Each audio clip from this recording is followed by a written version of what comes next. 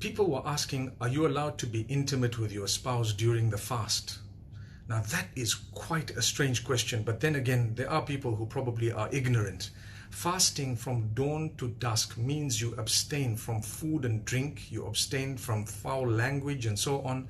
You also abstain from sexual intercourse and, sexual intimacy with your spouse during the daylight hours. Now, that which is haram and prohibited is obviously haram inside and outside of Ramadan. If someone was doing something haram and were to engage in haram sexual acts during the fast, then that would be a double sin. One, for it being haram, and two, for it to be breaking the fast in that way. But another very, very important point is your own spouse as well.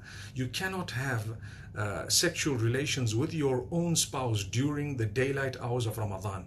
At night, it is permissible. The Quran expressly mentions the night and says that it is permissible. So it's not like you have to stay away from your spouse for the entire month, but rather in the night, when you're allowed to eat and drink, then you're also allowed to engage in sexual relations with your spouse.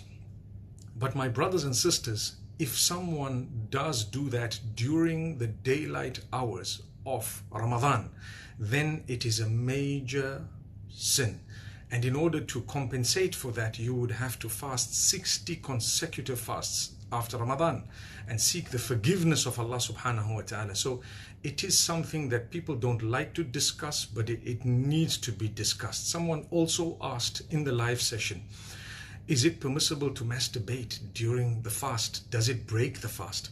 The answer is it definitely breaks the fast, and you would have to make that fast again sometime after Ramadan and seek the forgiveness of Allah subhanahu wa ta'ala. So those were the two matters that I decided to speak on. It's not so common for people to speak on this, but I think people needed to know this.